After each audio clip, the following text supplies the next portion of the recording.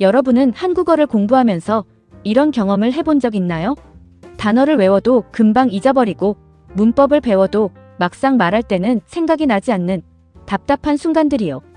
사실 이것은 여러분만의 문제가 아니에요. 언어를 배우는 모든 사람이 겪는 아주 자연스러운 과정이랍니다. 그렇다면 어떻게 하면 한국어를 더 오래, 더 깊이 기억할 수 있을까요? 바로 그 답이 속담에 있어요.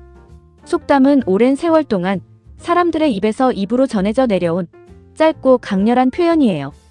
짧은 문장 안에 삶의 지혜와 교훈이 고스란히 담겨 있기 때문에 한번 머릿속에 들어오면 쉽게 잊히지 않는다는 특별한 힘이 있답니다. 단순히 단어 하나를 외우는 것과는 달리 속담은 하나의 이야기와 감정을 함께 담고 있어서 기억 속에 훨씬 오래 남아요. 마치 오래된 노래 가사처럼 한번 마음에 새기면 자연스럽게 떠오르게 되는 것처럼요.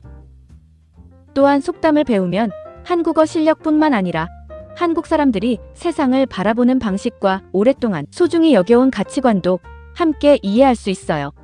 언어는 단순한 소통 도구가 아니라 그 나라 사람들의 생각과 문화가 담긴 창문이거든요. 속담을 통해 한국어를 배운다는 것은 그 창문을 통해 한국 문화의 깊은 곳을 들여다보는 특별한 경험이기도 해요. 자, 그럼 이제부터 속담과 함께하는 즐거운 한국어 여행을 시작해볼까요? 티끌 모아 태산. 티끌 모아 태산이라는 속담 한 번쯤 들어본 적 있나요? 이 속담은 아주 작은 티끌도 계속 모으다 보면 결국 태산, 즉 아주 큰 산처럼 거대해진다는 뜻을 담고 있어요. 여기서 티끌은 눈에 거의 보이지 않을 만큼 작은 먼지나 흙 조각을 말하고 태산은 중국의 유명한 큰 산으로 아주 크고 웅장한 것을 상징해요. 말 그대로 아무리 작고 사소한 것이라도 꾸준히 쌓이면 엄청나게 큰 결과를 만들어낼 수 있다는 거죠. 그렇다면 이 속담의 진짜 의미는 무엇일까요? 바로 작은 노력이나 작은 것들을 무시하지 말고 꾸준히 조금씩 쌓아가는 것이 결국 큰 성과로 이어진다는 것이에요. 한국어 공부도 마찬가지예요. 매일 단어 5개씩만 외워도 1년이면 무려 1800개가 넘는 단어를 알게 된답니다. 작은 것을 꾸준히 쌓는 힘이 놀라운 결과를 만들어낸다는 뜻이에요. 이 속담은 꾸준함과 성실함이 얼마나 강력한 힘을 가지고 있는지를 잘 보여줍니다. 이 속담은 실생활에서도 정말 자주 쓰여요. 작은 노력이 의미 없다고 생각하며 쉽게 포기하려는 사람에게 용기를 북돋아줄 때 돈을 모으거나 목표를 이루는 데 있어서 작은 것부터 시작하라고 조언할 때도 자주 사용해요. 작은 것을 소홀히 여기지 않고 꾸준히 이어가는 자세가 결국 인생에서 가장 큰 힘이 된다는 삶의 중요한 교훈을 담고 있어요. 실생활 대화 예문. 나 요즘 돈을 모으고 싶은데 월급이 많지 않아서 저축하기가 너무 어려워. 조금씩 모아봤자 뭐가 달라지겠어 라는 생각이 들어. 한국 속담에 티끌 모아 태산이라는 말이 있어. 적은 금액도 꾸준히 모으면 나중엔 정말 큰 돈이 돼 있을 거야. 일단 오늘부터 조금씩 시작해봐. 10번 찍어 안 넘어가는 나무 없다. 10번 찍어 안 넘어가는 나무 없다라는 속담 한 번쯤 들어본 적 있나요? 이 속담은 아무리 크고 단단한 나무라도 도끼로 10번을 찍으면 결국 넘어지고 만다는 뜻을 담고 있어요. 말 그대로 처음에는 아무리 어렵고 불가능해 보이는 일이라도 포기하지 않고 꾸준히 도전하면 결국 해낼 수 있다는 거죠. 그렇다면 이 속담의 진짜 의미는 무엇일까요? 한 번이나 두 번의 시도로 안 된다고 해서 너무 빨리 포기하지 말고 끈기 있게 계속 노력하다 보면 반드시 원하는 결과를 얻을 수 있다는 것이에요. 예를 들어 처음 한국어를 배울 때 발음이 너무 어려워서 몇 번 연습하다가 포기하고 싶어진 적 있지 않나요? 하지만 매일 조금씩 꾸준히 연습하다 보면 어느 순간 자연스럽게 입에서 나오는 자신을 발견하게 돼요. 이 속담은 끈기와 꾸준한 노력이 얼마나 강한 힘을 가지고 있는지를 잘 보여줍니다. 이 속담은 실생활에서도 정말 자주 쓰여요. 몇 번 시도하다가 안 된다며 쉽게 포기하려는 사람에게 다시 한번 용기를 불어넣어 줄 때예요. 그리고 오랫동안 꾸준히 노력한 끝에 드디어 좋은 결과를 얻은 사람을 축하하면서 그 끈기를 칭찬할 때도 자주 사용해요. 포기하지 않는 사람에게 결국 기회와 성공이 찾아온다는 삶의 중요한 교훈을 담고 있어요. 실생활 대화 예문. 나 이번에 또 오디션에서 떨어졌어. 이번이 5번째인데 이제 진짜 그만둬야 할까봐. 5번이나 도전한 거야? 그게 어디야? 정말 대단한 거잖아. 근데 계속 떨어지니까 나한테 재능이 없는 건가 싶어서 자신이 없어지더라고. 한국 속담에 10번 찍어 안 넘어가는 나무 없다는 말이 있어. 5번은 아직 절반밖에 안 됐잖아. 포기하기엔 너무 이르다고. 한 번만 더 도전해봐. 낱말은 새가 듣고 반말은 쥐가 듣는다. 낱말은 새가 듣고 반말은 쥐가 듣는다라는 속담. 한 번쯤 들어본 적 있나요? 이 속담은 낮에 하는 말은 새가 듣고 밤에 하는 말은 쥐가 듣는다는 뜻을 담고 있어요. 물론 새와 쥐가 진짜로 사람의 말을 알아듣는다는 뜻이 아니에요. 낮이든 밤이든 어느 때 어느 장소에서 하는 말이든 결국 누군가에게 들릴 수 있다는 것을 재미있게 표현한 거예요. 이 속담의 진짜 의미는 무엇일까요? 어떤 상황에서도 말을 함부로 해서는 안 된다는 것이에요. 예를 들어 엘리베이터 안에서 카페에서 친구에게 한 이야기가 옆 테이블에 앉은 지인에게 들리는 경우도 있죠. 특히 요즘처럼 스마트폰 하나로 모든 것이 순식간에 퍼지는 세상에서는 더욱 조심해야 해요. 결국 말에는 언제나 예상치 못한 귀가 존재한다는 뜻이에요. 이 속담은 장소와 상황을 가리지 않고 항상 말을 신중하게 해야 한다는 것을 잘 보여줍니다. 이 속담은 실생활에서도 정말 자주 쓰여요. 사람이 없다고 방심하면서 함부로 말하려는 사람에게 미리 조심시킬 때예요. 어디선가 흘러나온 말 때문에 곤란한 상황이 생겼을 때 평소에 말을 조심했어야 한다는 교훈을 줄 때도 자주 사용해요. 내가 한 말은 반드시 어딘가에서 누군가에게 닿는다는 삶의 중요한 교훈을 담고 있어요. 실생활 대화 예문. 있잖아. 우리 팀장님 진짜 너무하지 않아? 아까 회의 때 내 아이디어만 무시하더라고. 팀장으로서 자질이 없는 것 같아. 잠깐 여기서 그런 말 하면 안 돼. 사무실 아니잖아. 괜찮아. 팀장님은 지금 자리에 없는데 뭐. 낱말은 새가 듣고 반말은 쥐가 듣는다는 말이 있어. 나중에 곤란해지기 전에 말 조심하는 게 좋을 것 같아. 모르면 물어봐라. 모르면 물어봐라 라는 속담. 한 번쯤 들어본 적 있나요? 이 속담은 모르는 것이 있을 때는 혼자 끙끙 앓거나 대충 넘어가지 말고 아는 사람에게 물어보라는 뜻을 담고 있어요. 말 그대로 모르는 것을 아는 척하거나 그냥 지나치는 것보다 솔직하게 물어보는 것이 훨씬 낫다는 거죠. 그렇다면 이 속담의 진짜 의미는 무엇일까요? 모르는 것을 인정하고 질문하는 것은 부끄러운 일이 아니라 오히려 용기 있고 지혜로운 행동이라는 것이에요. 예를 들어 새로운 직장에서 업무를 처음 맡았는데 방법을 몰라서 혼자 몇 시간을 헤매다가 결국 실수를 저지르는 경우가 있어요. 처음부터 동료에게 한마디만 물어봤더라면 훨씬 빠르고 정확하게 처리할 수 있었을 텐데 말이죠. 시간도 아끼고 실수도 줄여준다는 뜻이에요. 이 속담은 질문하는 용기와 겸손한 태도가 얼마나 중요한지를 잘 보여줍니다. 이 속담은 실생활에서도 정말 자주 쓰여요. 모르는 것을 아는 척하다가 실수를 저지른 사람에게 다음번에는 솔직하게 물어보라고 조언할 때예요. 질문하는 것을 쑥스러워하거나 두려워하는 사람에게 편하게 질문하도록 격려해줄 때도 자주 사용해요.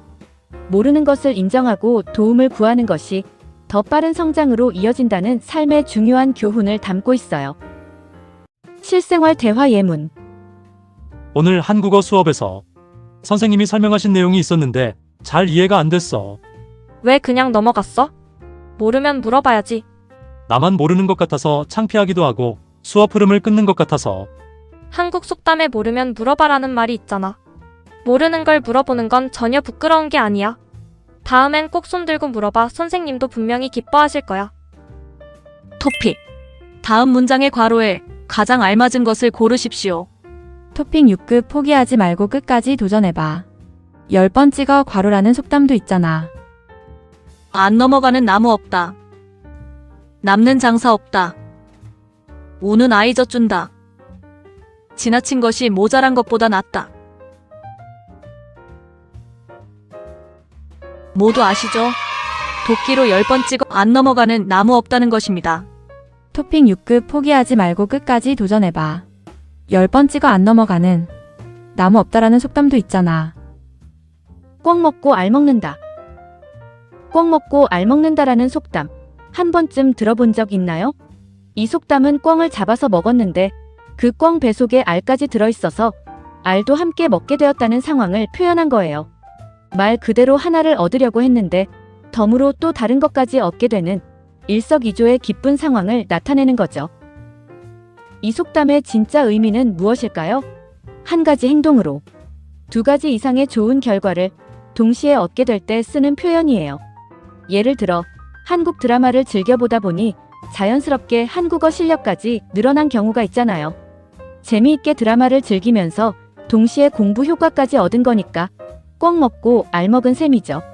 하나의 선택이나 행동이 예상보다 더 많은 이득을 가져다 줄 때 사용하는 표현이에요. 이 속담은 영리하고 효율적인 선택이 가져다주는 기쁨을 잘 표현해줍니다. 이 속담은 실생활에서도 정말 자주 쓰여요. 한 가지 행동으로 두 가지 좋은 결과를 동시에 얻게 되었을 때 기쁨을 표현하면서 사용해요. 어떤 선택이나 방법이 동시에 여러 가지 문제를 해결해 줄 수 있을 때 그 방법을 추천하면서 쓰기도 해요. 하나의 노력으로 여러 가지 좋은 결과를 만들어내는 지혜로운 삶의 태도를 담고 있어요. 실생활 대화 예문. 나 요즘 한국 친구랑 언어 교환을 시작했는데 생각보다 훨씬 좋은 것 같아. 어떤 점이 좋아? 내가 한국어를 배우면서 동시에 친구한테 영어도 가르쳐 줄 수 있잖아. 둘 다 무료로 배우는 셈이니까 너무 좋더라고. 완전 꿩 먹고 알 먹는 거네. 한국 속담에 딱 맞는 상황이다. 서로 도움이 되면서 우정도 쌓이고 정말 일석이조다. 아닌 밤중에 홍두깨. 아닌 밤중에 홍두깨라는 속담. 한 번쯤 들어본 적 있나요? 이 속담은 조용한 한밤중에 갑자기 홍두깨가 나타난다는 뜻을 담고 있어요.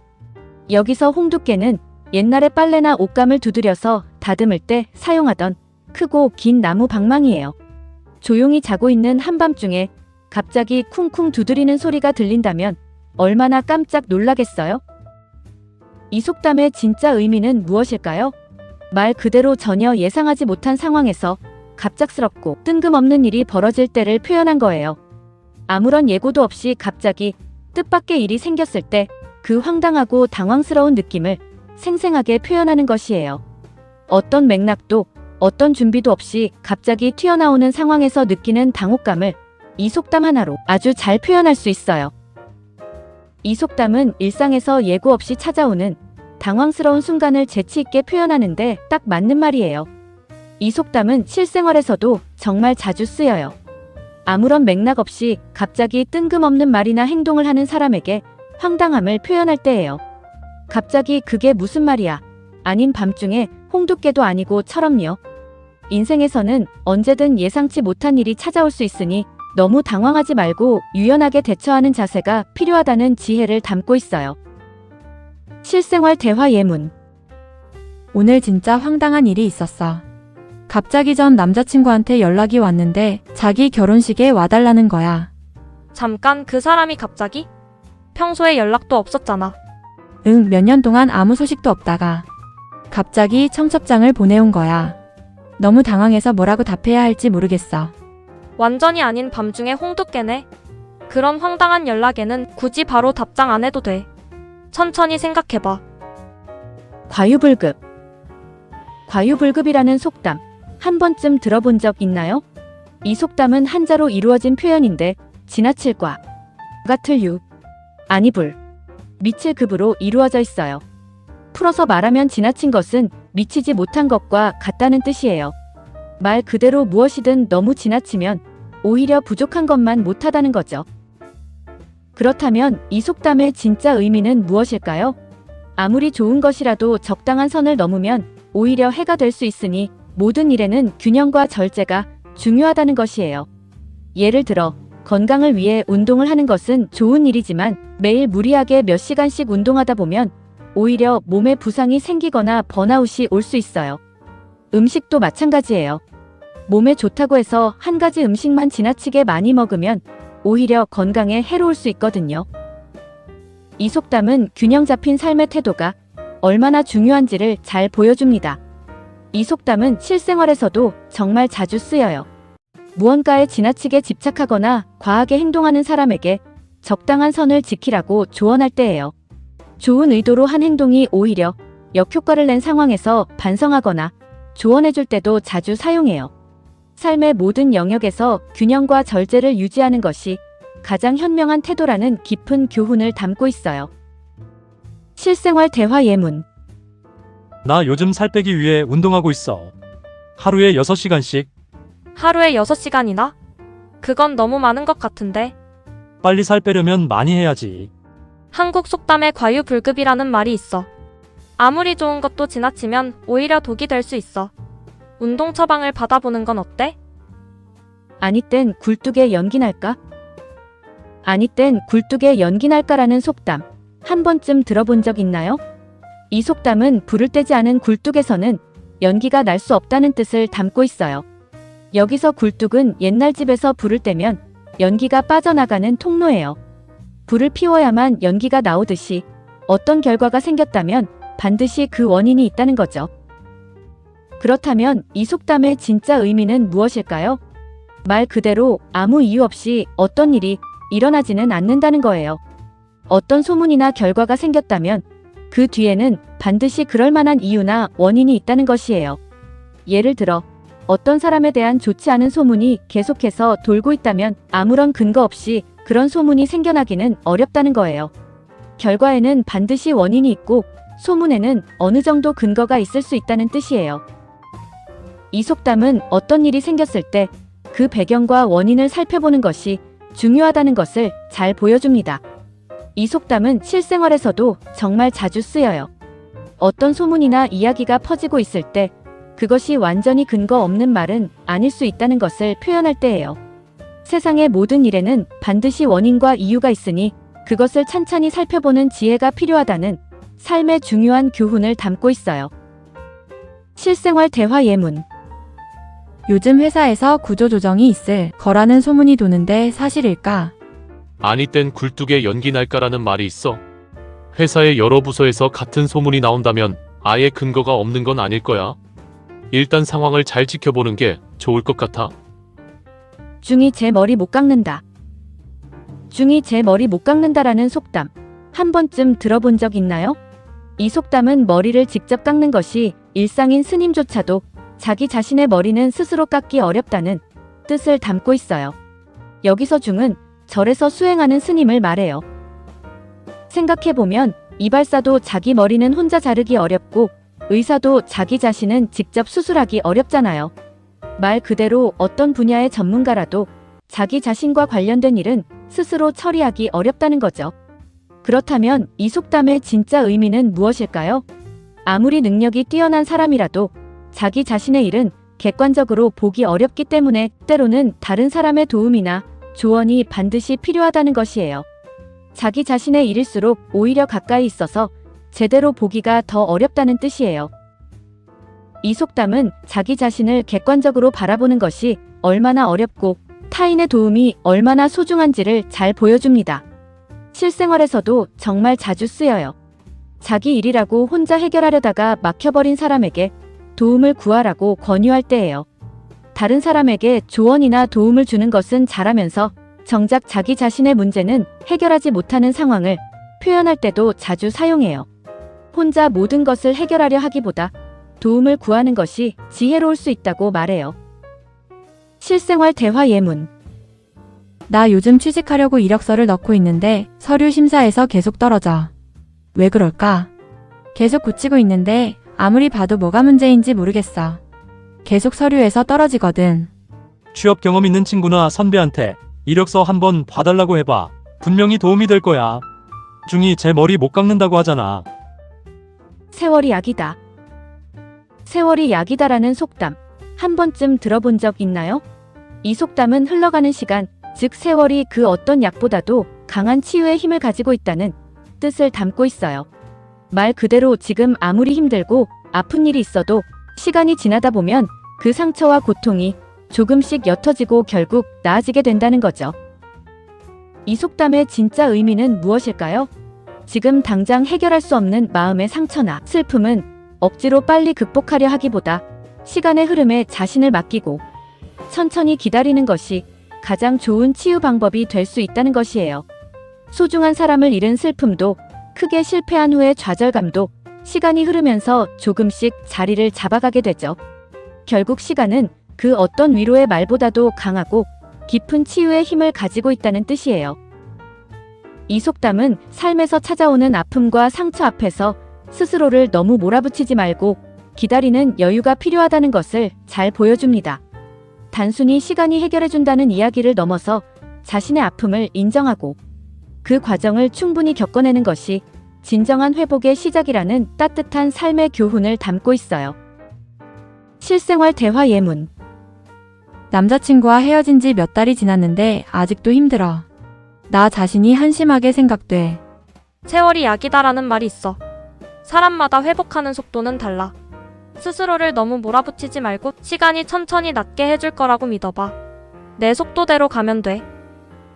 여기까지 10가지 속담을 함께 살펴봤어요. 어떠셨나요? 사실 속담은 교과서 안에만 머물러 있는 표현이 아니에요. 친구와의 대화 속에서, 직장 동료와의 회의 중에, 혹은 드라마나 예능 프로그램을 보다가도 언제든지 자연스럽게 등장하는 살아있는 표현들이랍니다.